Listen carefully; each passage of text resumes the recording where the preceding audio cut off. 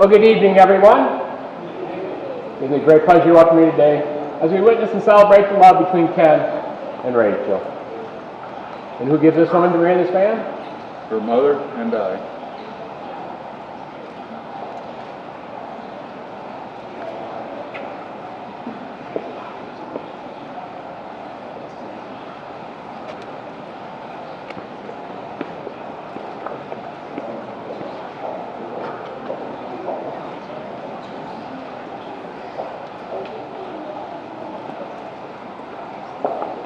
Ken and Rachel have gathered us here today to formally ritualize the seriousness of their relationship by publicly declaring their commitment to each other.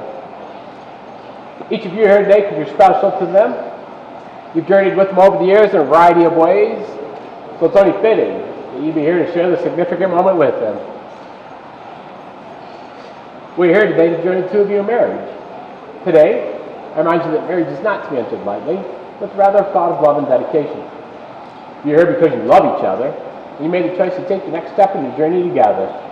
So today, we surround you with love and wish you many happy years together. They say marriage is a commitment to life, the best that two people can find and bring out in each other. It offers opportunities for sharing and growth that no other human relationship can equal. Joining in a promise for a lifetime. Within the circle of love, marriage encompasses life's most important relationships. Marriage deepens, enriches every facet of life. Happiness is fuller. Memories are fresher. Commitment is stronger. Even anger is felt more strongly, but passes away more quickly. Marriage understands and forgives mistakes life is unable to avoid. It encourages and nurtures new life, new experiences, and new ways of expressing love through the seasons of life. When two people pledge to care for each other in marriage, they create a spirit unique to themselves, which binds them closer in written or spoken word. Marriage is a promise, a potential, made in the hearts of two people that love. It takes a lifetime to fulfill. You know, the most wonderful things in life, I believe, is the discovery of another human being with whom one relationship has a growing depth and beauty as the years increase. This inner progressiveness of love between two people is truly amazing.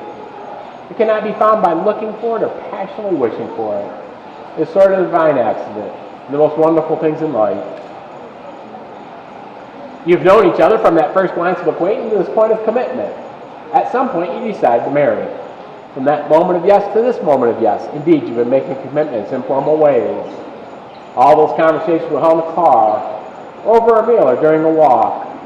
All those conversations began with when we're married and continued with I will, you will, and we will. And all those late night talks that included someday, somehow, and maybe. And all those promises are unspoken matters of the heart. All these common things and more are the real process of a wedding. The symbolic vows you're about to make to one another are a way of saying, you know all those things we've hoped, promised, and dreamed? Well, I meant it all, every word. So as you look at one another, remember this moment in time. Before this moment, you've been many things to one another. Acquaintance, friend, companion, even teacher, for you have learned much from each other during your time together. Shortly, you shall say a few words that will take you across the threshold of life, and things between you will never quite be the same. For after today, you shall say to the world, this is my husband, and this is my wife. So, here they are, in love. Real love. You know that real love between two people is perhaps the highest experience that's possible for humankind.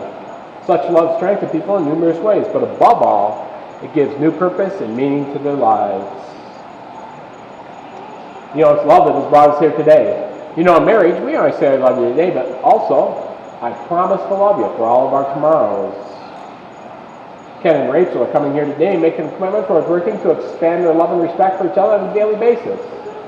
They know their relationship can only survive and grow if each maintains the will to openly, honestly, and sensitively develop a relationship as equals. It's in that spirit that they now stand here before us. You know, in the days ahead, there's probably going to be some stormy times and good times, times of conflict, but certainly lots of times of joy. Well, with that in mind, I guess you might consider a bit of the following. You know, happiness in marriage is something that just happens. A good marriage must be created. In marriage, the little things are the big things. A good marriage. Never being too old to hold hands. It's never going to bed angry, even if it is kind of.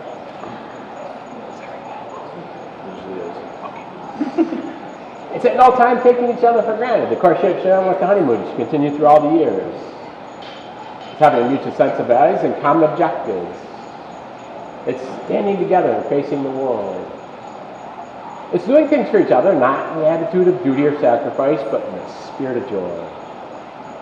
It's not looking for perfection in each other. It's cultivating flexibility, patience, understanding, and a sense of humor. You know, it's not only marrying the right person, it's also being the right partner. And lastly, it's remembering to say I love you each and every day. Ken and Rachel, I remind you that marriage is a precious gift, a lifelong commitment, and a chance to love one another more completely each and every day. And although marriage is the greatest intimacy between two people, it's closest up to encourage each partner to develop as an individual. It's not about being so totally absorbed in each other. Each uses one sense of identity. But it means looking outward in the same direction together. So as you take your relationship to the next dimension, may love for each other therefore be a source of common energy. An energy that gives you the strength to live your lives with joy and courage. It'll be my hope that you two will always remember the qualities that attracted you to each other when you first met, and how you felt as your feelings of attraction turned into respect, admiration, and finally love. And then you work hard to turn your feelings of love into acts of love so that nothing and no one can divide you. And then you always have kind and loving hearts that are quick to ask for forgiveness. I pray your love grows to hear all things, believe all things, and endure all things. I pray your love increases and overflows beyond anything you have yet to imagine. At this time, Ken and Rachel would like to share a few words with each other. Ken?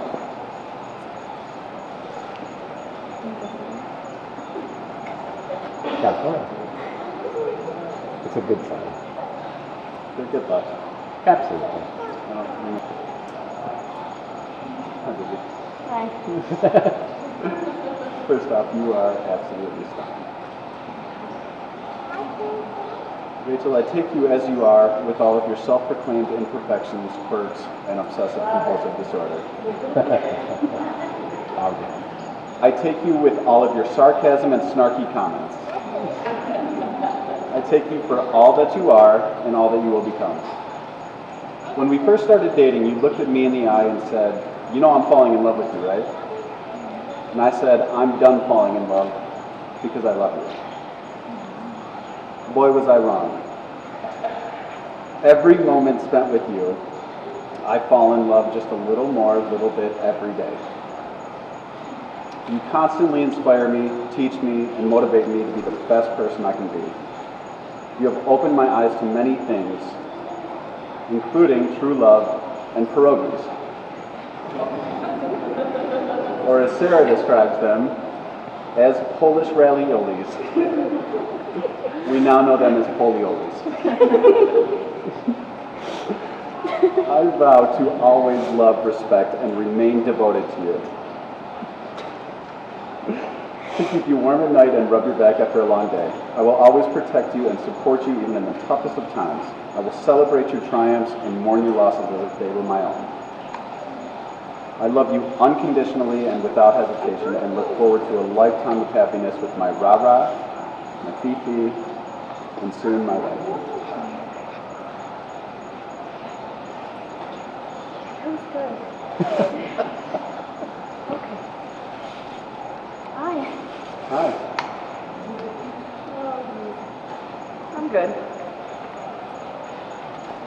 love you so much, and I'm so happy to be able to stand here in front of everyone we love and say it instead of just at home with Chauncey as our only witness.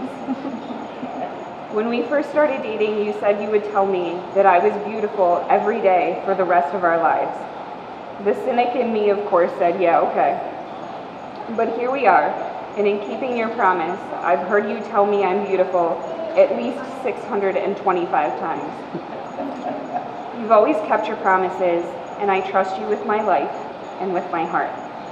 I know you will always keep me safe and make me feel beautiful. You make me laugh and keep me on my toes, as I literally never know which door you're hiding behind, getting ready to jump out and scare me.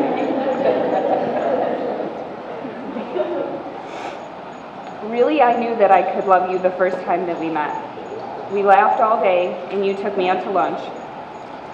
I knew that I could love you when you helped me move and pick the couch up above your head by yourself. But not just to show off, but because you are kind and generous. Where's the show off? But you do everything you can to help everyone. I knew that I did love you when Evelyn took your hand to lead her down the stairs and didn't let go of it the whole time we were here at the zoo. I knew when my dad started calling you to go shoot more than he calls me. And when my whole family confirmed that I had found someone that sports the same brand of weird that I do.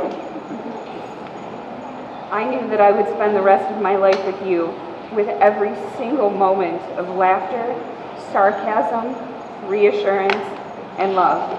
I didn't even know that you were missing from me until we met. But now, in the few moments that we're not together, I miss you. I could spend all day telling you how handsome, funny, sweet, and loving you are, but since everybody's standing, it's really hot in here. I will just have to spend the rest of my life making sure to tell you and show you just how madly in love with you I am.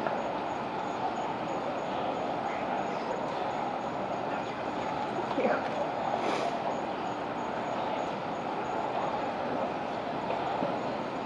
Well, Ken, with this in mind, you take Rachel to be your wife, to have, to hold, for richer, for poor, in sickness and health, forsaking others until death do you part?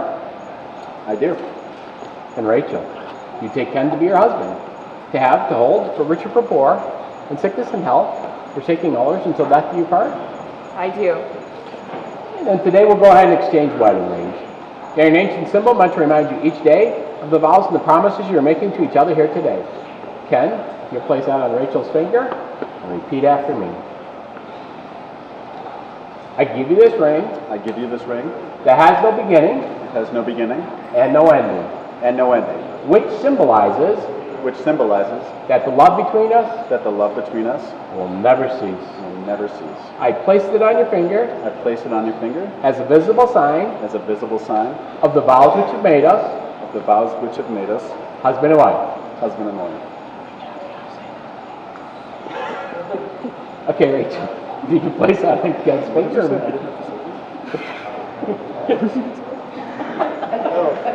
No. You weren't paying attention.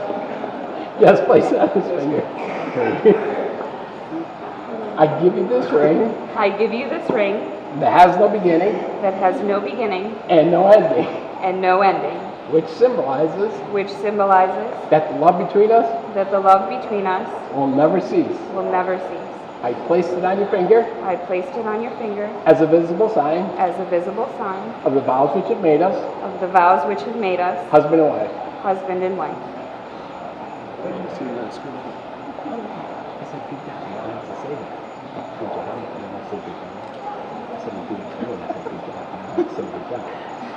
You get it now? Yeah. Okay. Sorry, we were just having a moment up here. You got it, right? I got it. Oh my goodness. You got it, right? I got it. Okay. Well, we cannot know what the future will bring into the lives of Ken and Rachel. We can hope to leak all the demands of their tomorrows, And may their marriage be a shared adventure, rich in moments of serenity as well as moments of excitement. And may their home be a place for peace where concerns for oneself do not overshadow those of others, and where warmth of laughter can put crisis in its proper perspective. May they encourage each other in whatever they set out to achieve. May they trust each other, trust life itself, and may their love endure forevermore. This ceremony celebrates love and commitment we have pledged to each other, but these promises to each other shall last a lifetime. So having witnessed your vows of marriage, and by authority vested in me, it gives me great pleasure to announce you're now husband and wife. You may kiss your bride.